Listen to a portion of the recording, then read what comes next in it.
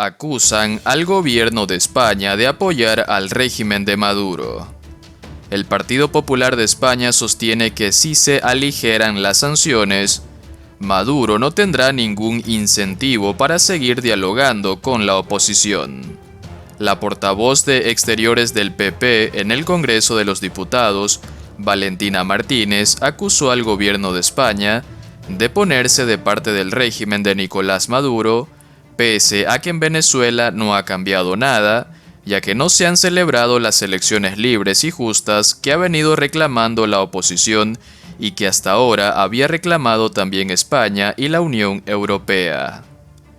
En declaraciones a Europa Press, Martínez cuestionó los planes del ministro de Asuntos Exteriores, José Manuel Álvarez, de volver a nombrar un embajador en Caracas, donde desde noviembre de 2020 hay un encargado de negocios. Esa decisión, recordó, se tomó porque no se reconocía la reelección de Maduro y la condición que se puso entonces fue que hubiera elecciones libres y justas. Para la portavoz del PP, si se procede a nombrar embajador y también a relajar las sanciones, Maduro no tendría ningún incentivo para seguir dialogando con la oposición. Ahora que se ha retomado en México el proceso negociador, ya que habrá ganado todo sin tener que dar nada a cambio, mientras que la oposición no conseguirá nada. Además, acotó, en Venezuela no ha cambiado nada y el régimen de Maduro sigue estando acusado de violar los derechos humanos. Aquí hay un represor, Maduro, y un reprimido, que es la oposición, sostuvo.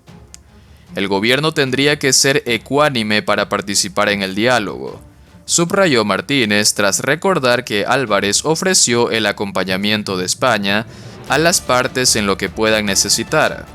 Sin embargo, está dando un sí clarísimo a Maduro.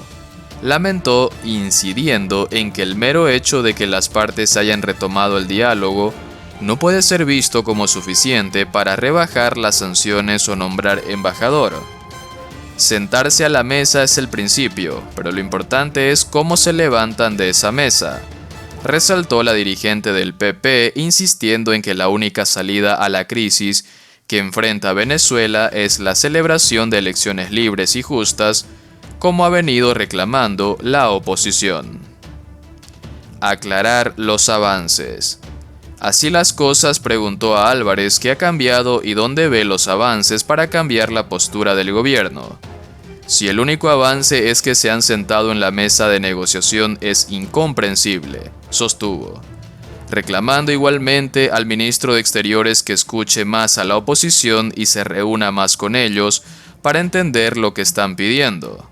Martínez explicó que el PP mantiene contactos frecuentes con la oposición venezolana y lo que les trasladan es que no se fían del gobierno español y están indignados con la oposición que está adoptando. Para la diputada popular, lo que parece estar poniendo de manifiesto el ejecutivo de Pedro Sánchez con su cambio en ciernes es que el petróleo es más importante que los principios.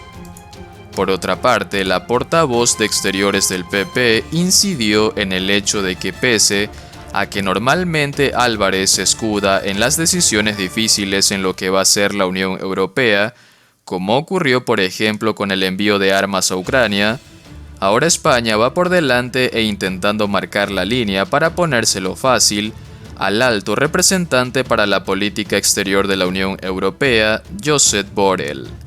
Decisiones como las que se dispone a dar el gobierno español no ayudan a que el diálogo prospere, pese a que es vital que el proceso reanudado a mediados de noviembre en México salga bien para que haya elecciones libres y justas en Venezuela, insistió Martínez, subrayando que no se puede hacer del proceso el fin. Pregunta parlamentaria. Martínez, junto a los también diputados del PP Pablo Ispán, Belén Hoyo y José Antonio Bermúdez de Castro, presentaron una pregunta parlamentaria en el Congreso en la que piden expresamente al gobierno que aclare los frutos que ha dado el diálogo como para que España realice este gesto sin precedentes. Igualmente, el PP quiere que el ejecutivo de Pedro Sánchez especifique expresamente si reconoce al régimen de Maduro como gobierno legítimo de Venezuela. Y por último, se interesa por saber si ha recibido España respuesta alguna a su oferta por parte de los venezolanos para estar presente en el diálogo y facilitarlo. Y por último, inadecuada atención médica y detenciones selectivas. Persisten violaciones de derechos humanos en Venezuela. Miembros de la sociedad civil e instancias internacionales reiteran las denuncias de que en Venezuela persiste un patrón de persecución y violaciones a los derechos humanos. El Foro Penal registra a la fecha 277 presos políticos, 154 de ellos militares y 123 civiles. Las denuncias de violaciones a los derechos humanos en Venezuela no cesaron en 2022. Las condiciones de reclusión de personas privadas de libertad por motivos políticos siguen siendo negativas.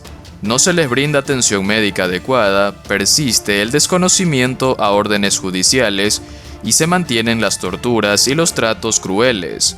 Coinciden los defensores de derechos fundamentales.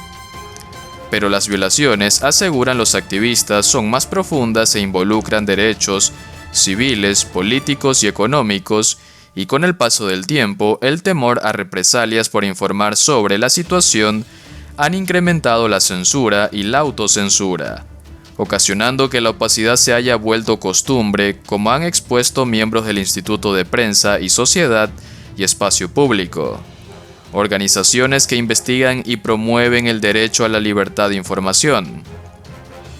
A diferencia de años como 2014 y 2017, cuando ocurrieron grandes protestas antigubernamentales y se registraron detenciones masivas, al no presentarse grandes protestas políticas, 2022 se caracterizó por detenciones selectivas, dirigidas a mantener el número promedio de presos por motivos políticos a lo largo del año, explica Gonzalo Imiot, director vicepresidente del Foro Penal, organización no gubernamental que brinda asistencia pro bono a detenidos de manera arbitraria. Este año se incrementó un esquema de persecución contra dirigentes sindicales, uno de los sectores que ha reactivado las manifestaciones pacíficas para exigir mejoras de condiciones salariales y laborales, añade Kelvis Zambrano, abogado constitucionalista y miembro de la Coalición por los Derechos Humanos. La realidad cambió en la forma en la que se ejecutaba la persecución y la privativa de libertad, pero se incrementaron las violaciones a los derechos humanos, dijo. Imiot recuerda algunos casos emblemáticos como el del teniente coronel Iqber Marín, acusado de, entre otros cargos, traición a la patria, y quien desde el 2018 tiene una orden de tribunales para ser trasladado a la cárcel militar de Ramo Verde.